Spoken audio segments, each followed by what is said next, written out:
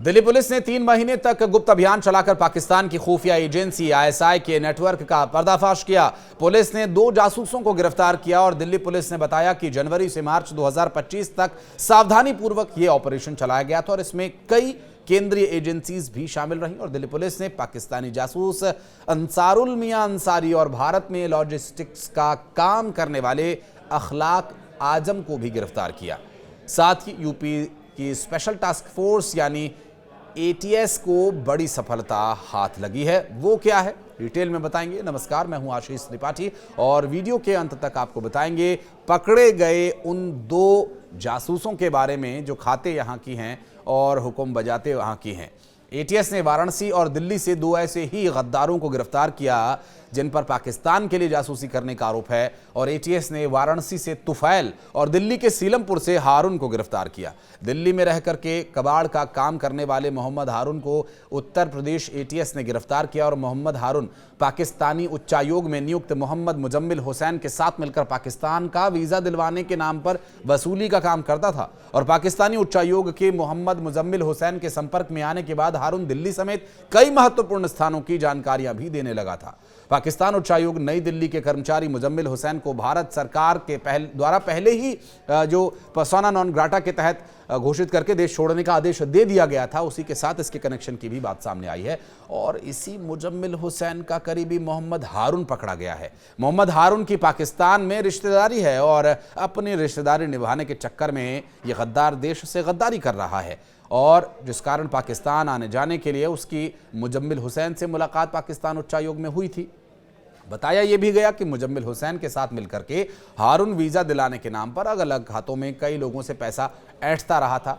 तो इससे यह भी जाहिर है कि पाकिस्तान जाने वालों की भी कमी नहीं है, जो रहते भारत में हैं, खाते भारत की हैं और गाते वहाँ की हैं, ऐसे भी लोगों की कमी नहीं है। इतने रिश्ते यहाँ भारत में मौजूद हैं, लेकिन पता नहीं क्यों पाकिस्तान में ही जाकर उनका टाँका भिड़ता है, रिश्तेदारी उनकी पाकिस्तान में ही होती है। मोहम्मद हारून ने जानबूझकर पाकिस्तानी नागरिक मुजम्मिल हुसैन को भारत की आंतरिक सुरक्षा से जुड़ी कई महत्वपूर्ण जानकारियां साझा की। और ऐसे बहुत से गद्दार हैं जो भारत में रह करके भारत की खा करके पाकिस्तान की गाते हैं और वहीं टाँका भिड़ाते हैं।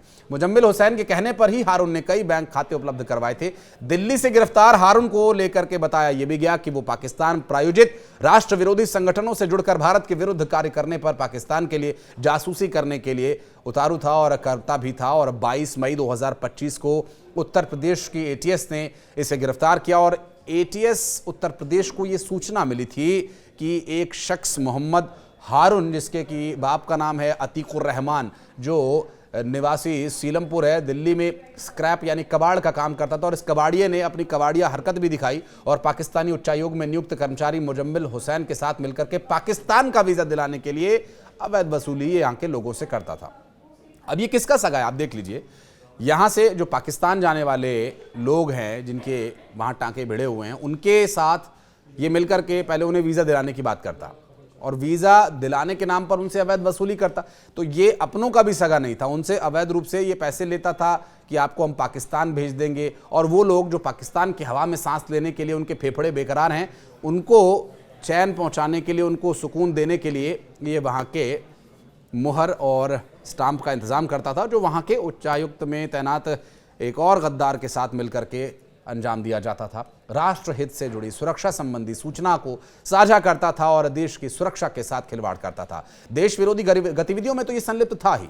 दरअसल 22 मई को थाना एटीएस पर धारा 148 और 152 बीएनएस पंजीकृत कर अभियुक्त को गिरफ्तार कर लिया गया और अभियुक्त की गिरफ्तारी के बाद अब इसे कोर्ट में पेश कर अग्रिम विधिक कार्रवाई की जाएगी। और आरोपी हारून के पास से 2 मोबाइल फोन, 16,900 रुपए भी बरामद हुए हैं। वाराणसी से गिरफ्तार तुफैल के संबंध में यह बताया गया कि वो पाकिस्तान प्रायोजित राष्ट्र विरोधी संगठन से जुड़ करके भारत के खिलाफ काम करने और पाकिस्तान के लिए जासूसी करने का काम करता था, जिसे यूपी एटीएस ने अब गिरफ्तार कर लिया।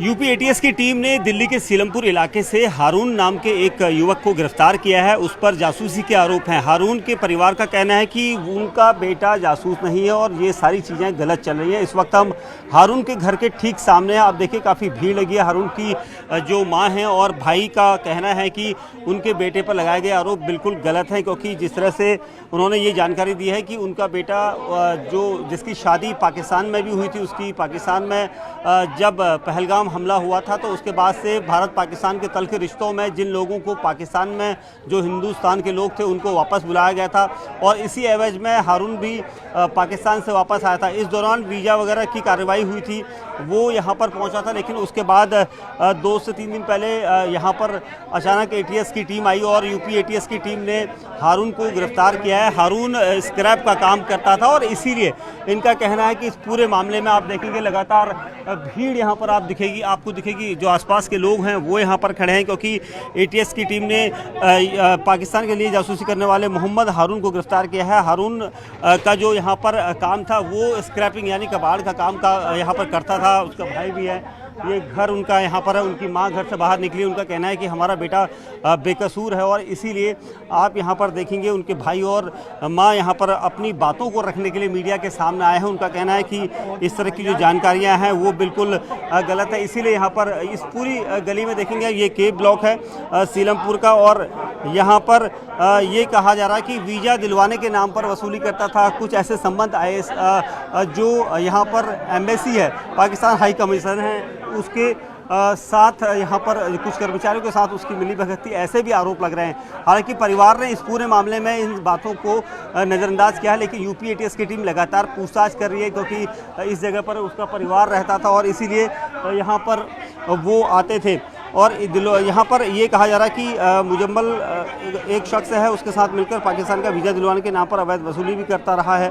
हारून राशि हित से जुड़ी और सुरक्षा संबंधित सूचनाएं पाकिस्तान को लोगों को भेज रहा था, ऐसे भी आरोप लग रहे हैं। और इसके अलावा पाकिस्तान में उनकी रिश्तेदार भी हैं, उनके कई पारिवारिक सदस्य पाकिस्तान में भी रहते हैं और इसीलिए हारून की जो एक शादी जो है लखनऊ में थी, एक यहाँ हुई थी और इसीलिए यहाँ पर इनका परिवार जो है लगातार इस तरह के आरोपों को बेबुनियाद बता रहा है। दरअसल ATS उत्तर प्रदेश को सूचना प्राप्त हुई थी कि वाराणसी उत्तर प्रदेश निवासी एक व्यक्ति जो लगातार इस तरह की गतिविधियों में संलिप्त था, जिसके बारे में डिटेल में जब जानने की कोशिश की गई तो पता चला कि ये मकसूद आलम का बेटा है, जो दोषीपुरा थाना जैतपुरा जनपद वाराणसी में रहता है और व्हाट्सएप ग्रुप से जुड़ करके पाकिस्तान के द्वारा प्रायोजित राष्ट्र विरोधी संगठन बना करके भारत की संप्रभुता, एकता और अखंडता को नुकसान पहुंचा रहा था। और सूचना यह भी है कि यह व्यक्ति भारत की आंतरिक सुरक्षा से जुड़ी महत्वपूर्ण जानकारियां पाकिस्तान के नंबर्स पर साझा करता है।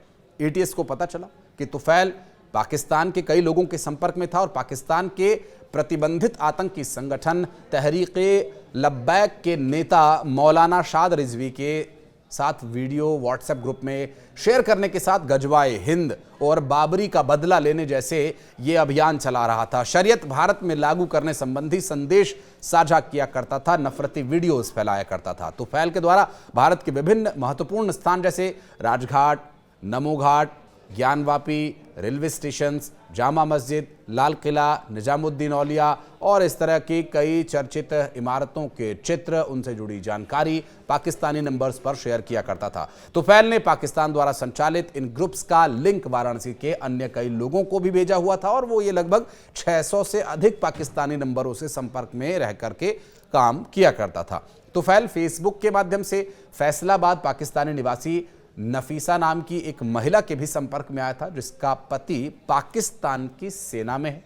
ये जानकारियां सामने आने के बाद एक बार फिर से सवाल उठ रहा है कि खाते यहां की, गाते वहां की, कब तक चलेगा। प्रतिक्रिया में जो भी आप विचार रखना चाहें, कमेंट सेक्शन में दरवाजे हमेशा खुले हैं। धन्यवाद।